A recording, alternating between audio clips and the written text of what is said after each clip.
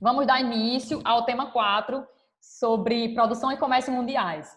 Vocês devem ter visto já. Alguém já leu o tema? O tema 4? Não, eu não li o tema, não.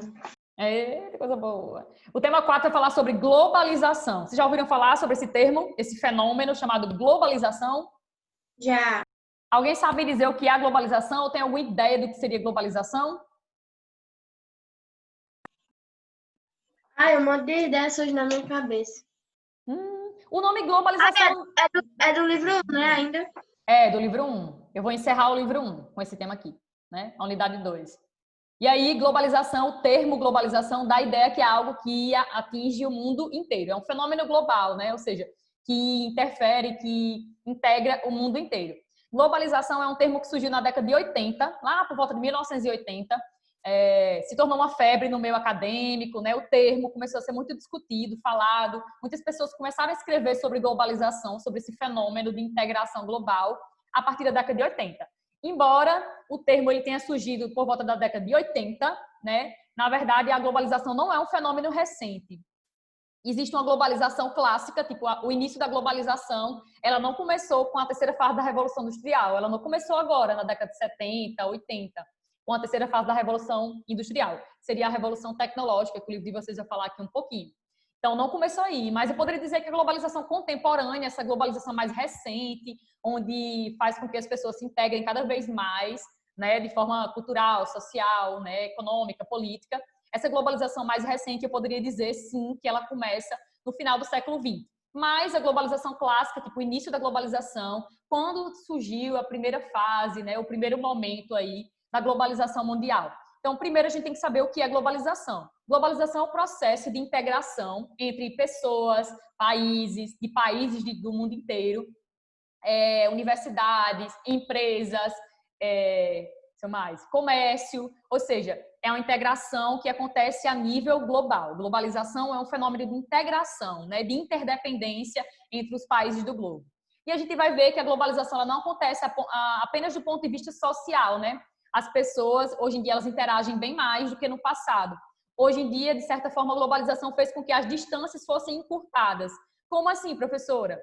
Nós, por exemplo, agora estamos tendo uma aula virtual, não é isso? Uma aula que vocês estão na casa de vocês e eu estou na minha casa e através do uso da internet, né, que chega na minha casa através de uma tecnologiazinha chamada fibra óptica, então eu consigo acessar esse aplicativo aqui chamado Zoom e eu consigo fazer uma reunião onde vocês estejam presentes, onde vocês consigam assistir a aula e onde vocês consigam tirar dúvidas e aprender conhecimentos novos e também a produzir conhecimentos novos. Então, imagine uma coisa, hoje em dia a globalização ela fornece para a gente uma integração maior, mas não somente do ponto de vista social. Existe a globalização do ponto de vista social, como eu já falei, econômica, política, cultural. Então, hoje em dia, você não precisa mais, por exemplo, eu quero conhecer a cultura japonesa, então eu tenho que ir, né, que estar necessariamente no Japão para conhecer a cultura japonesa? Não, né? Através da própria internet, desse recurso. Oi? Pesquisa no Google, no YouTube, você acha tudo. E acha tudo, exatamente. Eu consigo achar vídeos, fotos, textos falando da cultura japonesa. Não necessariamente eu preciso mais estar lá. E sem contar que com a internet a gente consegue meio que viajar sem ser necessariamente o plano físico, né? Eu consigo viajar estando em casa, acessando aqui alguns sites de busca, de vídeos sobre tal país. Então, do ponto de vista cultural, a gente consegue conhecer muito mais rápido, eficiente, prático, a cultura de outros povos no mundo. A globalização fornece isso para a gente, porque existe um contato maior, uma integração maior do ponto de vista cultural, permeado pelas grandes inovações tecnológicas no ramo da comunicação, e aí a gente consegue se integrar mais. Professor, então a globalização seria um fenômeno de integração, de interdependência entre todos os países do globo. Sim.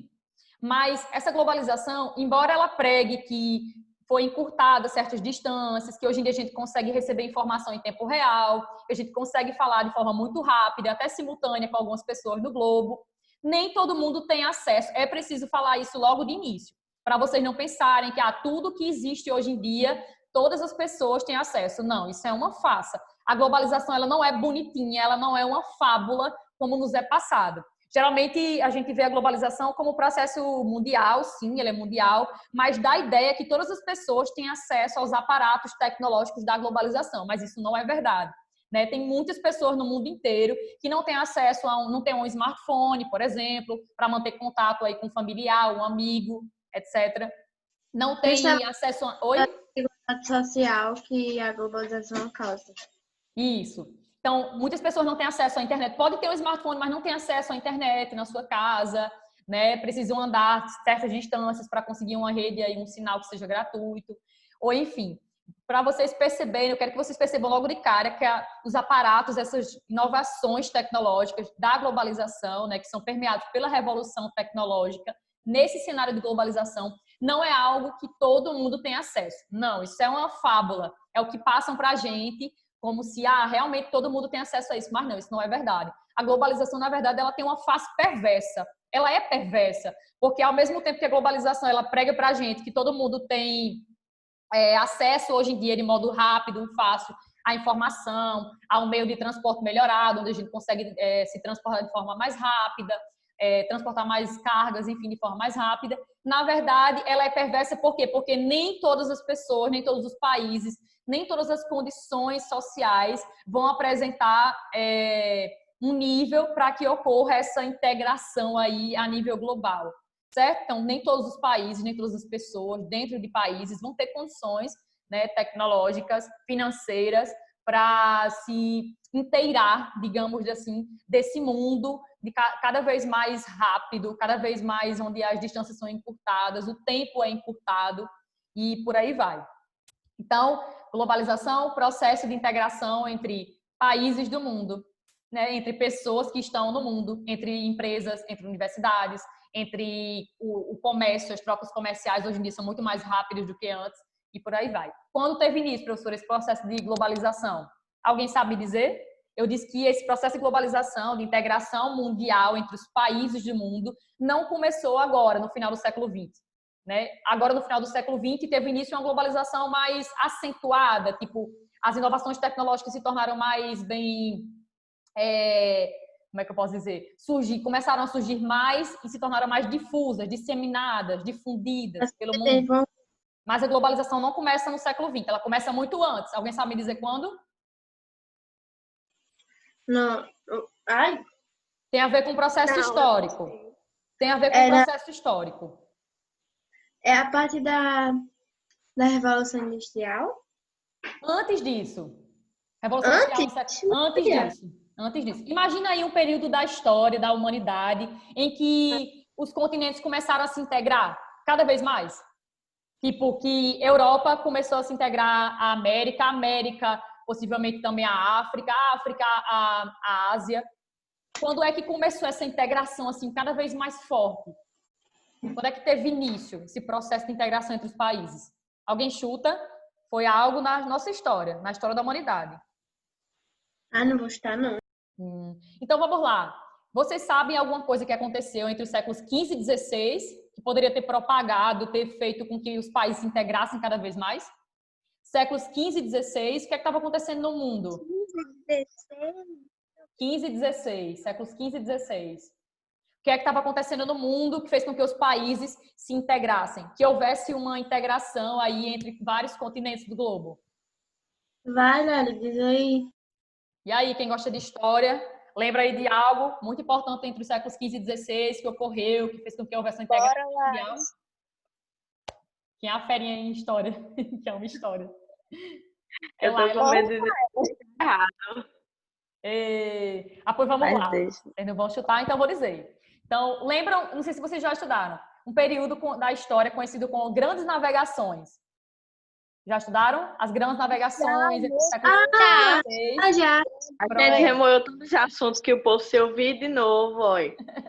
Começa a falar. Oh, meu Deus. Vocês lembram que entre os séculos XV e XVI, Portugal, Espanha, esses dois países foram pioneiros no processo de expansão territorial, né? De expansão de rotas comerciais para se chegar até as Índias. Enfim, nesse processo aí de chegada... Atrás de especiarias, né? Isso, atrás de especiarias. Né? Eles queriam encontrar rotas comerciais de chegar, de sair da Europa e chegar até as Índias, que ficava na Ásia, no continente asiático, para que eles comprassem essa especiaria, que era um produto, digamos, exótico, muito caro na época, que era fabricado lá na região, né, que existia naquela região e era vendido na região.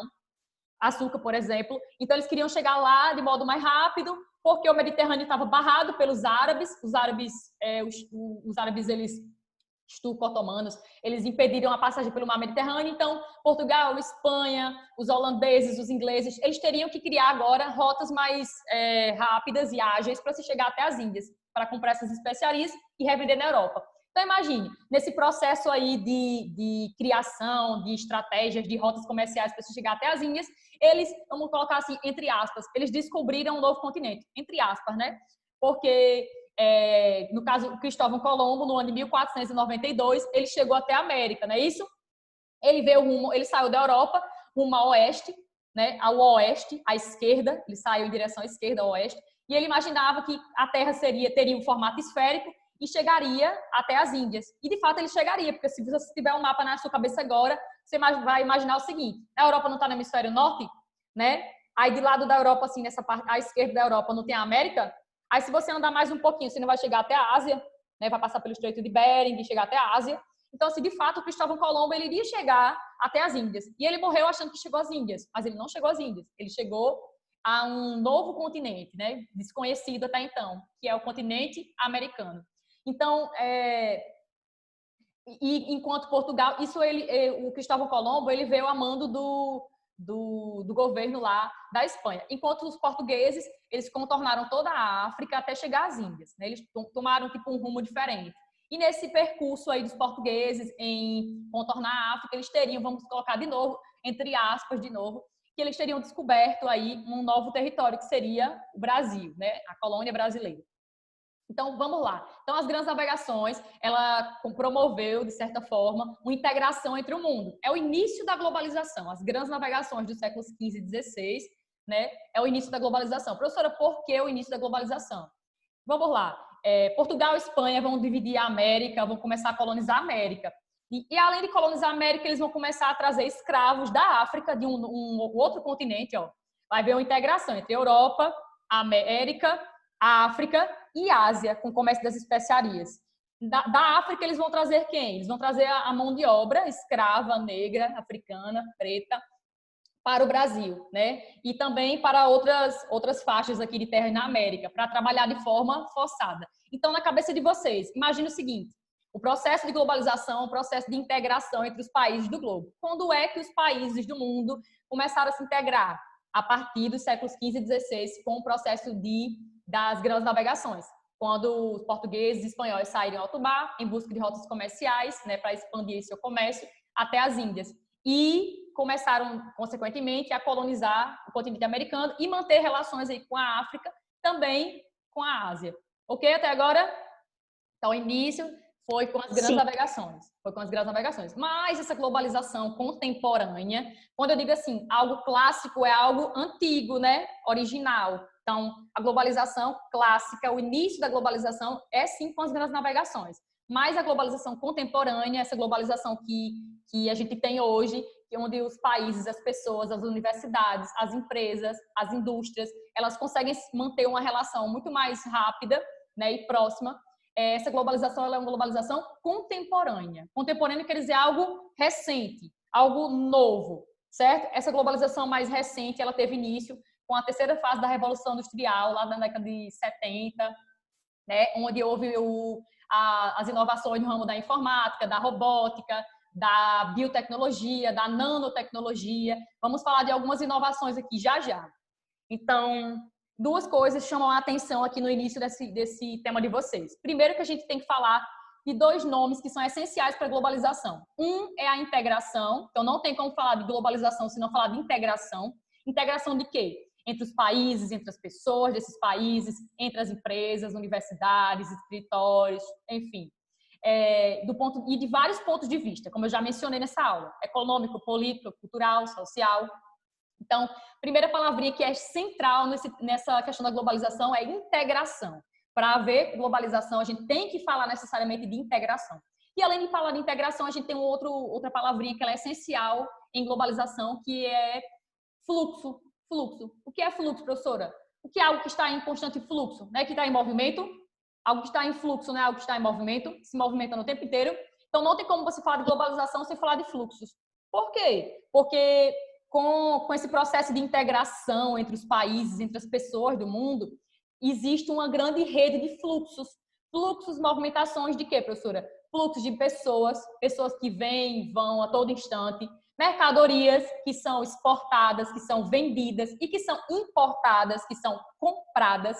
Então, a gente fala de fluxo de pessoas, mercadorias, capitais também, os capitais, o money, o dinheiro invisível, né? Aquele dinheiro que é aplicado numa bolsa de valor, aquele dinheiro que você injeta, que você deposita num banco, né? E esse banco, ele começa a emprestar a outras pessoas aquele seu dinheiro ali.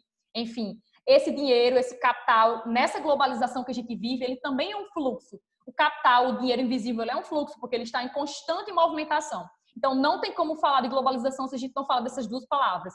Integração, se fosse vocês, já pegava o livro de vocês, pega aí um lapisinho, já circula essas duas palavras, que elas estão aí no primeiro parágrafo de vocês. Circula a palavra integração e circula a palavra fluxos, né? Porque não tem como falar de globalização se a gente não falar dessas duas coisas. A integração e essa grande movimentação. Você pode colocar aí, circule fluxo e coloque movimentação, para você saber que na globalização, né, não tem como a gente não falar do fluxo, da movimentação de pessoas, serviços, mercadorias, capitais. Beleza? Então, ó, de boa até agora. De boa. Aí vamos lá. Quando você compra uma coisa, tipo, eu comprei um celular. Você tem noção de como ele foi fabricado? Você tem uma noção exata do caminho que ele percorreu até as suas mãos? Ou você só olha, tipo, o made in China? Você olha só o made in. Made in, tipo, fabricado em... Você olha só isso, para saber a origem do seu produto. Olha só isso. Olha só isso. Mas imagine uma coisa, hoje em dia, com o processo de globalização cada vez mais acelerado, com essa integração entre os países cada vez mais acelerada, a produção hoje em dia ela é global. Então, existe uma perspectiva que agora, a partir desse momento atual, todos os produtos que a gente começar a comprar, que a gente for começar a comprar, eles não vão vir mais com made in, né? Fabricado em tal canto, fabricado na China, fabricado nos Estados Unidos, fabricado no Brasil. Possivelmente, hoje em dia, os produtos eles não vão ter mais esse made in. Por quê? Porque com a globalização, com a integração maior entre os países e as indústrias, consequentemente, a economia global, hoje a produção industrial ela é dispersada pelo globo. Como assim dispersada? Ela é dispersada conforme as empresas, elas montam filiais espalhadas pelo mundo inteiro. E cada empresa transnacional, a gente vai falar um pouquinho sobre empresas transnacionais. Outra grande característica da globalização, né, que caracteriza essa globalização, característica que caracteriza, Ana Beatriz. Enfim, outra grande marca da globalização são as empresas, as corporações transnacionais. Uma corporação transnacional é o quê, professora? Ela está sempre em busca de vantagens. Vamos falar que vantagens são essas. Mas, primeiro, uma corporação transnacional seria uma empresa, uma grande empresa, que ela produz algum bem, né, algum produto, ou então um serviço, ela presta algum serviço, mas que ela tem uma sede, ela tem uma matriz, ou seja, a sede administrativa, para onde vai todo o money da empresa que ela ganha, todo o lucro dela, vai para a sua sede. Ela tem uma sede administrativa no seu país de origem. Então, por exemplo, se tem uma empresa, sei lá, Coca-Cola. Coca-Cola é uma empresa transnacional. Por que ela é transnacional? O que faz com que a empresa seja considerada uma transnacional? Que a sua produção transcenda, vá além do seu espaço nacional, da sua fronteira ali nacional. Então, quando você tem uma empresa como a Coca-Cola, que ela produz, exporta, né, distribui produtos em várias nações do mundo, ela tem filiais, ela tem instalações industriais, né, em vários países do mundo. Então, você tem uma corporação transnacional, certo? Que sua produção, ela transcende, por isso que ela é transnacional. A sua produção transcende o seu espaço nacional, vai além do seu território nacional, né? Ela não está presente apenas no seu país de origem. E ela vai em busca de outros países, por quê, professora? Porque, na verdade, ela está em busca de lucro. Toda empresa transnacional, a gente viu que é uma característica, a principal característica, na verdade, do capitalismo, do sistema socioeconômico capitalista, é o lucro. Então, para essas empresas transnacionais lucrarem cada vez mais, elas fazem o quê? Elas se lançam através de vantagens. né? Que vantagens? Elas podem ir em busca de uma mão de obra mais barata para produzir seus produtos. Vamos dizer que a Coca-Cola, ela se instala na China porque ela está visando o que na China? Ali tem uma população muito gigante, né? Mais de 1 bilhão e 400 milhões de pessoas. Então, ali eu vou encontrar o quê? Possivelmente eu posso encontrar um grande mercado consumidor para meus produtos, muitas pessoas para comprar meus produtos. Eu já sei, Ana Beatriz, que a China é um país que tem salário baixo, né? A remuneração lá das pessoas é bem baixa, né? E até mais baixa do que aqui, do que a brasileira, né? Em alguns setores lá. E aí, o que é que acontece? Então, uma empresa dessa, ela vai em busca de vantagens. Então, ela vai em busca de uma mão de obra muito baratinha, ela vai em busca de uma vantagem locacional, tipo, geralmente ela pode se instalar no litoral. Por que no litoral? Tem alguma lógica? Tem. Posição geográfica. Ela vai em busca de um local ali que seja mais fácil para ela escoar a sua produção, para ela exportar ali seus produtos, mandar aqueles produtos daquele país para um outro país, distribuir esses produtos. Então, ela pode ir em busca de mão de obra, pode ir em busca de matéria-prima também. Matéria-prima, tipo, a matéria-prima da Coca-Cola é o quê? É a coca, né? A plantazinha lá, a coca. Então, eu vou me instalar em um país onde tem uma grande quantidade, sei lá, de matéria-prima. Dessa minha matéria-prima para produzir o meu produto. Então, olha aí, ela está em busca de outra vantagem. Mas ela pode estar em busca também, sei lá, de um país que oferece incentivos fiscais. Tipo, você pode se instalar aqui no meu país que vocês não precisam pagar imposto durante 5 anos. Disso, daquilo. Vocês podem se instalar aqui. Geralmente os países ficam meio que numa guerra fiscal aí para ver quem é que mais consegue atrair empresas transnacionais. Já eu vou falar um pouquinho o que é que essas empresas promovem nos países onde elas chegam. Mas, enfim, geralmente os países, para atrair essas empresas, eles podem oferecer para essas empresas instalação gratuita. Venha para aqui que eu construo a empresa, eu dou toda a infraestrutura necessária, eu construo um porto para vocês escoarem seus produtos, estradas, rodovias, ferrovias necessárias para vocês. Professora, então, por que tudo isso? Por que alguns países eles fornecem tudo isso de graça para essas empresas se instalarem lá?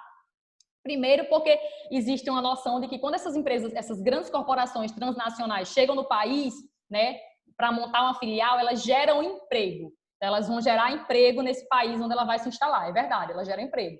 Mas uma coisa que a gente não pode esquecer nunca é que toda a lucratividade dessa empresa, dessa transnacional, não vai ficar naquele país que ela se instalou. Vai para a sua sede administrativa, vai para a sua sede, ou seja, no seu país de origem. Eu acho que eu já falei para vocês em uma outra aula aí que a maior parte das empresas transnacionais, elas pertencem a países desenvolvidos. Já falei isso?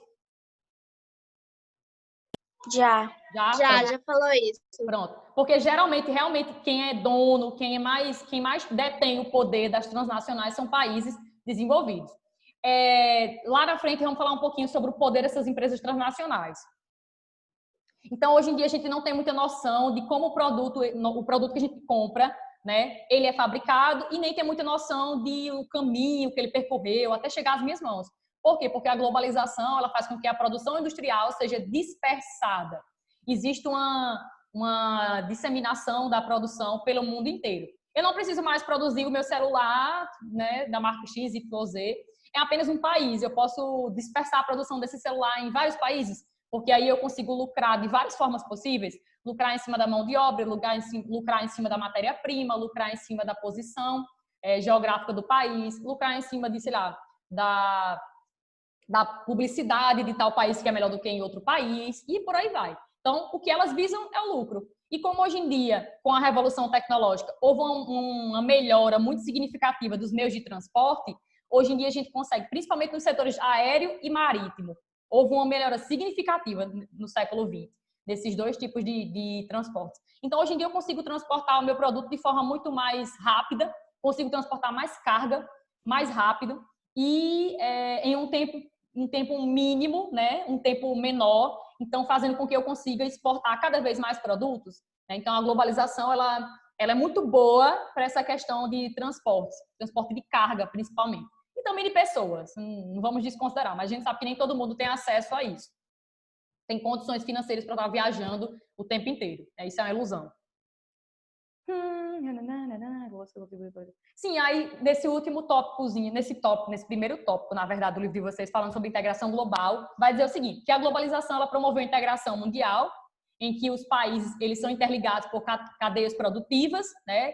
de N empresas, corporações transnacionais, e que existem hoje em dia vários acordos regionais, né, entre países que estão inseridos numa região específica, para que eles consigam produzir mais e exportar mais produtos entre eles, vender seus produtos de forma mais rápida, né? Como, por exemplo, a gente poderia falar de um bloco econômico chamado Mercosul, Mercado Comum do Sul, formado por Brasil, Argentina, Uruguai, Paraguai e Venezuela, que recentemente ela está suspensa desse bloco, mas ela faz parte do bloco.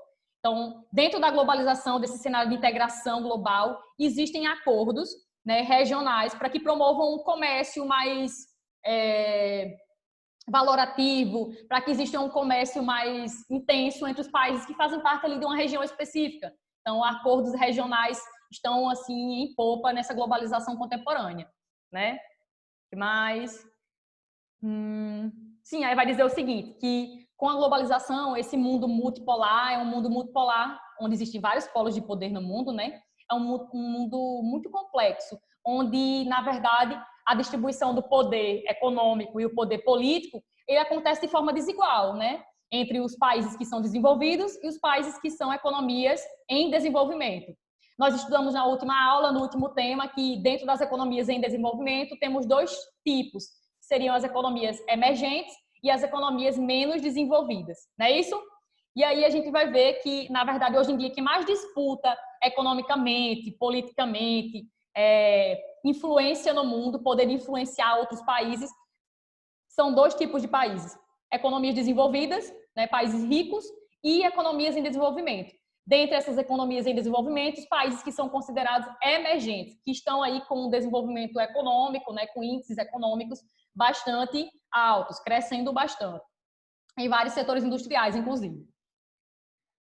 Então, pode marcar no livro de vocês, ó, esse mundo multipolar, o poder econômico ele é dividido de forma desigual, né? Porque não acontece de forma igualitária. Tem países que exercem mais influência do que outros, tem maior poder econômico, decisório do que outros, né? E, sobretudo, são os países desenvolvidos, que eles têm mais poder, né, econômico e político também sobre outros países do globo. Agora vamos falar sobre revolução tecnológica.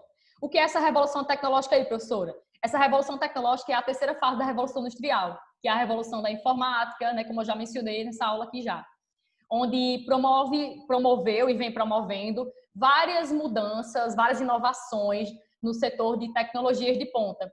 E hoje em dia, né, a gente tem como grandes marcas dessa revolução tecnológica melhorias em dois setores. Pode aí circular no livro de vocês. Duas palavrinhas aí bem essenciais.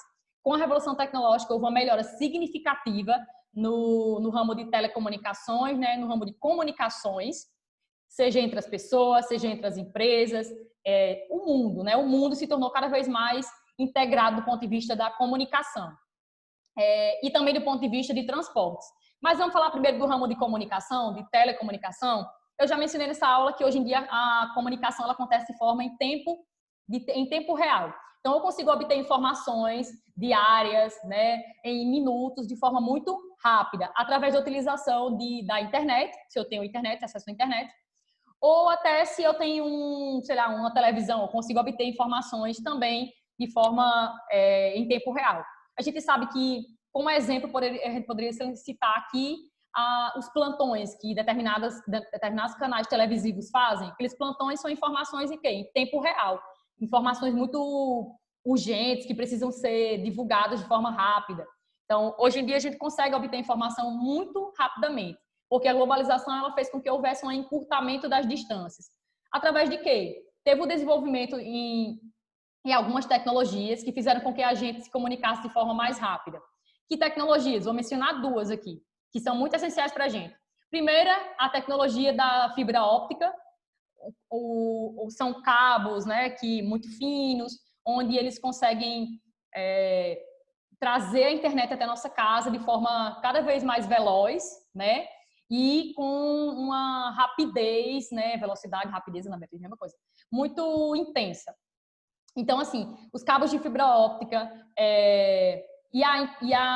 os sinais via satélite, hoje em dia, fazem com que a gente se integre a esse mundo, né, a esse mundo de informações muito rápidas, de forma bem mais acelerada. Mais alguma coisa?